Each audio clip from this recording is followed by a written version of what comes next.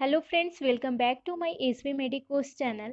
आज का टॉपिक है introduction of medical surgical nursing. यानी कि ये एक बहुत ही बेसिक और इम्पॉर्टेंट टॉपिक है जो कि हम अपने इस कंटेंट में बताएंगे कि मेडिकल सर्जिकल नर्सिंग क्या होता है, और साथ ही साथ जब कोई डिजीज़ हम स्टडी करते हैं तो उसमें क्या क्या फीचर या क्या क्या कंटेंट इंक्लूड होते हैं, तो हम उसको यहाँ ईजिली रूप से समझेंगे। चलिए फ्रेंड्स, अपने टॉपिक को स्टार्ट करते हैं। सबसे पहले हम देखेंगे मेडिकल सर्जिकल नर्सिंग क्या होता है। इसमें 3 वर्ड इंक्लूड है, आपको देखने को मिल रहा है मेडिकल सर्जिकल नर्सिंग। तो तीनों को हम अलग अलग डिवाइड करके पढ़ेंगे ताकि इजीली रूप से आपको समझ में आ सके। सबसे पहले हम ये समझेंगे कि मेडिकल सर्जिकल नर्सिंग क्या होता है। तो जो मेडिकल सर्जिकल नर्सिंग होती है, नर्सिंग की ऐसी ब्रांच होती है जिसमें हम क्या करते हैं कि एडल्ट पेशेंट का केयर प्रोवाइड करते हैं, उसी को हम क्या कहते हैं, मेडिकल सर्जिकल नर्सिंग कहते हैं। वो एडल्ट पर्सन का जो केयर करते हैं किसके थ्रू करते हैं, तो हम उसका जो ट्रीटमेंट है मेडिकली रूप से करते हैं, फार्माकोलॉजिकली और सर्जिकली रूप से उसको ट्रीटमेंट प्रोवाइड करते हैं किसी एडल्ट पर्सन का। उसी को हम कहते हैं मेडिकल सर्जिकल नर्सिंग। नेक्स्ट एक और डेफिनेशन से हम क्लियर करेंगे कि मेडिकल सर्जिकल नर्सिंग क्या होता है। It is the branch of science which deals with the care of patient. यानी कि साइंस की एक ऐसी ब्रांच होती है जिसमें हम क्या करते हैं, पेशेंट का केयर प्रोवाइड करते हैं। हुज कंडीशन ऑफ डिजीज, यानी कि वो जिस डिजीज से वो सफ़र कर रहा है उस डिजीज को हम ट्रीट करते हैं। किसके थ्रू ट्रीट करते हैं, मेडिकली और सर्जिकली रूप से उस डिजीज को ट्रीट करते हैं, इसलिए हम इसको क्या कहते हैं, मेडिकल सर्जिकल नर्सिंग कहते हैं। क्योंकि इसमें इंक्लूड ही क्या है कि मेडिकल सर्जिकल, यानी कि उस कोई भी जो पेशेंट है उसको हम कैसे ट्रीट करेंगे, मेडिकली रूप से यानी मेडिसिन के थ्रू, सर्जिकली यानी कि सर्जिकल के थ्रू ट्रीटमेंट प्रोवाइड करेंगे, उसी कंडीशन को कहते हैं मेडिकल सर्जिकल नर्सिंग। नेक्स्ट हम बात करेंगे मेडिसिन। यानी कि मेडिसिन क्या होता है, तो मेडिसिन साइंस की एक ऐसी ब्रांच होती है जिसमें हम डिजीज़ को ठीक करने के लिए ड्रग्स, डाइट थेरेपी, एक्सरसाइज का यूज करते हैं, उसको हम क्या कहते हैं, मेडिसिन कहते हैं। यानी कि इसमें किसी भी टाइप का सर्जरी यूज नहीं करते हैं, उस कंडीशन को कहते हैं मेडिसिन। अब फादर ऑफ मेडिसिन कौन है, हिपोक्रेट्स।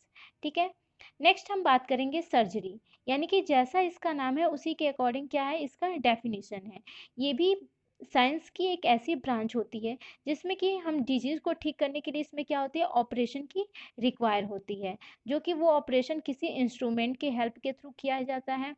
साथ ही साथ इसमें मेडिकल ट्रीटमेंट की भी ज़रूरत पड़ती है, उसी को हम क्या कहते हैं, सर्जरी कहते हैं। और नेक्स्ट है surgical care given to patient by nurse.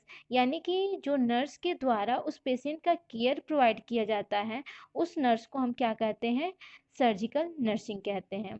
कहने का मतलब क्या है कि मेडिसिन क्या है, कि मेडिसिन साइंस की एक ऐसी ब्रांच होती है जिसमें कि हम डिजीज़ को ट्रीट करने के लिए क्या कर रहे हैं, ड्रग्स का यूज कर रहे हैं, डाइट थेरेपी यूज कर रहे हैं, एक्सरसाइज का यूज कर रहे हैं।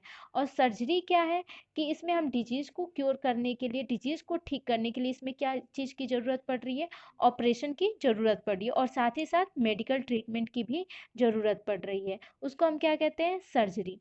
और जो सर्जिकल केयर प्रोवाइड कर रही है, जो नर्स उस पेशेंट का केयर प्रोवाइड कर रही है, तो उस नर्स को हम क्या कहते हैं, सर्जिकल नर्सिंग कहते हैं। Next, father of surgery. यानी कि यहाँ से क्वेश्चन आ सकता है कि फादर ऑफ मेडिसिन, तो आपका आंसर होना चाहिए हिपोक्रेट्स। एंड लास्ट क्वेश्चन आ सकता है कि फादर ऑफ सर्जरी, तो आपका आंसर होना चाहिए जोसेफ लेस्टर। नेक्स्ट हम बात करेंगे नर्सिंग। अभी तक हमने पीछे क्या देखा है, मेडिकल सर्जिकल। अब क्या हम देखेंगे, नर्सिंग क्या होता है। तो जो नर्सिंग होती है वो नर्स की एक यूनिक फंक्शन होती है, जिसमें जो नर्स होती है वो क्या करती है कि जो बीमार पर्सन होते हैं उनको वो केयर प्रोवाइड करती है। साथ ही साथ इसमें उनके हेल्थ को रिकवर करने के लिए पूरा अपना योगदान उसमें देती है, अपने नॉलेज बेस के अकॉर्डिंग। जो भी पेशेंट की ज़रूरत की चीज़ें होती हैं उनको वो पूरा करती है। नेक्स्ट हम बात करेंगे duties of medical surgical nurse. यानी कि जो मेडिकल सर्जिकल नर्स होती है उनकी क्या क्या ड्यूटीज़ होती है। तो जनरली उनकी ड्यूटीज़ ये होती है कि जो भी इल पर्सन होते हैं, जो भी बीमार पर्सन होते हैं, उनको वो केयर प्रोवाइड करती है और ट्रीटमेंट प्रोवाइड करती है। साथ ही साथ जो इंजर्ड पीपल होते हैं वो उनको रिकवरी स्टेज में लेकर जाती है। और जो मेडिकल सर्जिकल नर्स होती है वो पेशेंट के कंडीशन को एसेस करती है, मेडिकेशन को एडमिनिस्टर करती है, यानी कि जो भी डॉक्टर मेडिसिन प्रिस्क्राइब किया होता है तो टाइमली वो क्या करेगी, पेशेंट को मेडिसिन प्रोवाइड करेगी। अगर कोई इंजर्ड पीपल होते हैं तो उनके ड्रेसिंग को चेंज करेगी, उनके हाइजीन को मेंटेन करेगी, पेशेंट के वाइटल साइन को वो चेक करती रहेगी। साथ ही साथ उनका जो भी रिकॉर्ड होता है पेशेंट का, उसको अच्छे जगह पे रखेगी, सेफली रखेगी, रिकॉर्ड को मेंटेन करके रखेगी। और क्या करती है, पेशेंट के हेल्थ को प्रमोट करने के लिए वो उसको साइकोलॉजिकल सपोर्ट प्रोवाइड करती है। और क्या करेगी, जो भी जिस डिजीज़ से पेशेंट सफ़र कर रहा है उस डिजीज़ से रिलेटेड उस पेशेंट को हेल्थ एजुकेशन प्रोवाइड करती है। नेक्स्ट है overview of medical surgical nursing disorder included, यानी कि जो मेडिकल सर्जिकल नर्सिंग जो सब्जेक्ट होता है उसके अंदर क्या क्या हम डिसऑर्डर पढ़ते हैं, जिसमें फर्स्ट है रिस्पायरेटरी डिसऑर्डर, यानी कि रिस्पायरेटरी डिसऑर्डर में आपका आता है डिजीज जैसे कि अस्थमा, निमोनिया, पल्मोनरी ट्यूबरकुलोसिस। वैसे ही नेक्स्ट पॉइंट है गैस्ट्रो इंटेस्टाइनल डिसऑर्डर, जैसे कि जिसको हम जीआई डिसऑर्डर के नाम से भी जानते हैं। इसमें आते हैं जैसे कि peptic ulcer, gastritis, cirrhosis of liver, इस टाइप के डिसऑर्डर हम गैस्ट्रो इंटेस्टाइनल डिसऑर्डर में स्टडी करते हैं। नेक्स्ट है आपका कार्डियोवैस्कुलर डिसऑर्डर, जिसमें कि हम हार्ट से रिलेटेड जितने भी डिजीज आते हैं उसको हम कार्डियोवैस्कुलर डिसऑर्डर में स्टडी करते हैं, जैसे कि hypertension, coronary artery disease, angina pectoris, इस टाइप के डिजीज की स्टडी हम कार्डियोवैस्कुलर डिसऑर्डर में पढ़ते हैं। नेक्स्ट है आपका रीनल डिसऑर्डर, यानी कि उसके यूरिनरी सिस्टम से रिलेटेड जो भी प्रॉब्लम आती है, जो भी डिजीज अकर होते हैं तो उसको हम रीनल डिसऑर्डर में हम देखते हैं। जैसे कि आता है नेफ्रोटिक सिंड्रोम, या फिर हम ये कह सकते हैं रीनल स्टोन, या फिर क्रॉनिक रीनल फेल्यूर, ये सब स्टडी हम रीनल डिसऑर्डर में हम देखते हैं।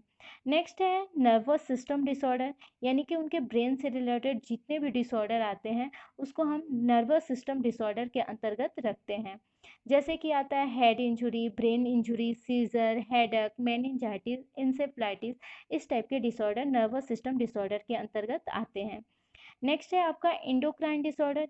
इंडोक्राइन डिसऑर्डर में आता है आपका डिजीज जैसे कि hyperthyroidism, hypothyroidism, diabetes coma, diabetes mellitus, इस टाइप के डिजीज जो आते हैं वो इंडोक्राइनल डिसऑर्डर में आते हैं। नेक्स्ट है आपका ईयर नोज थ्रोट डिसऑर्डर, जिसको कि हम ईएनटी डिसऑर्डर के नाम से भी जानते हैं, जिसमें कि हम ओटाइटिस मीडिया या फिर ओटोस्क्लेरोसिस, मैनियस डिजीज, डिफनेस, साइनोसाइटिस, लैरिंजाइटिस, इस टाइप के डिसऑर्डर हम ईएनटी डिसऑर्डर में हम देखते हैं। नेक्स्ट हम बात करेंगे आई डिसऑर्डर। आई डिसऑर्डर में जैसे कि ग्लूकोमा, कैटरेक्ट, ये सब आई डिसऑर्डर के अंतर्गत आते हैं। Next male and female reproductive system disorder, जैसे कि अगर हम मेल की बात करें तो ऑर्काइटिस या प्रोस्टाइटिस, इस टाइप के डिसऑर्डर मेल रिप्रोडक्टिव सिस्टम में आते हैं। फीमेल रिप्रोडक्टिव सिस्टम की बात करें तो जैसे कि जो भी मेंस्ट्रुअल डिसऑर्डर आते हैं, डिस्मेनोरिया, एपिमिनोरिया, एमिनोरिया, या फिर प्रीमेंस्ट्रुअल सिंड्रोम, इस टाइप के डिसऑर्डर आते हैं फीमेल रिप्रोडक्टिव सिस्टम डिसऑर्डर में। नेक्स्ट है इंट्यूबमेंट्री सिस्टम डिसऑर्डर, जिसमें कि स्किन से रिलेटेड जितने भी डिसऑर्डर आते हैं वो इसके अंतर्गत आते हैं। जैसे कि क्या क्या आ सकता है, बर्न आ सकता है, एलर्जी आ सकता है, इस टाइप के डिसऑर्डर, या फिर रिंग वॉर्म आ सकता है, इसके अंतर्गत आए। नेक्स्ट है मस्कुलो स्केलेटन सिस्टम डिसऑर्डर, जिसमें कि मसल से रिलेटेड या स्केलेटन से रिलेटेड जो भी डिसऑर्डर आते हैं इसके अंतर्गत रखा जाता है। जैसे कि आता है fracture, arthritis, osteomyelitis, sprain, bone tumours, इस टाइप के डिसऑर्डर इसके अंतर्गत रखा जाता है। नेक्स्ट है इम्यूनोलॉजिकल डिसऑर्डर। इम्यूनोलॉजिकल डिसऑर्डर में आपका आता है फैगोसाइटिक डिसफंक्शन या फिर इम्यूनो डेफिशिएंसी डिसऑर्डर। नेक्स्ट है ऑन्कोलॉजी कंडीशन, जिसमें कि हम कैंसर के बारे में स्टडी करते हैं। नेक्स्ट पॉइंट है सेक्सुअल ट्रांसमिटेड डिजीज, जिसमें कि हम कौन कौन से डिजीज के बारे में पढ़ते हैं, गोनोरिया, सिफिलिस, इस टाइप के डिसऑर्डर हम सेक्सुअल ट्रांसमिटेड डिजीज में पढ़ते हैं। नेक्स्ट हम बात करेंगे डिजीज़, यानी कि डिजीज़ क्या होता है। तो डिजीज़ जो होता है हेल्थ का जस्ट अपोजिट होता है। इसमें पर्सन की फिजियोलॉजिकल और साइकोलॉजिकल जो कंडीशन होता है वो डिस्फंक्शन हो जाता है, उसी को हम क्या कहते हैं, डिजीज़ कहते हैं। अगर कोई पूछे कि हम डिजीज़ की स्टडी हम किस में करते हैं, तो आपका आंसर होना चाहिए पैथोलॉजी। यहाँ से भी क्वेश्चन आता है पैथोलॉजी का मतलब क्या होता है, तो आपका आंसर होना चाहिए study of disease is called pathology. Next हम बात करेंगे describe of disease with sequence, यानी कि जब भी हम डिजीज को डिस्क्राइब करते हैं तो एक सीक्वेंस वाइज में कैसे डिस्क्राइब करते हैं। तो सबसे पहले हम कोई भी डिजीज़, जैसे कि अगर हम रिस्पायरेटरी डिसऑर्डर से कोई डिजीज़ ले रहे हैं, जैसे कि निमोनिया ले रहे हैं, तो उस निमोनिया को, उस डिजीज़ को हम कैसे डिस्क्राइब करेंगे। तो सबसे पहले उस निमोनिया के डेफिनेशन को लिखेंगे। अगर उसमें टाइप्स है या फिर क्लासिफिकेशन उसका किया गया है, तो उसके क्लासिफिकेशन को हम इंक्लूड करेंगे।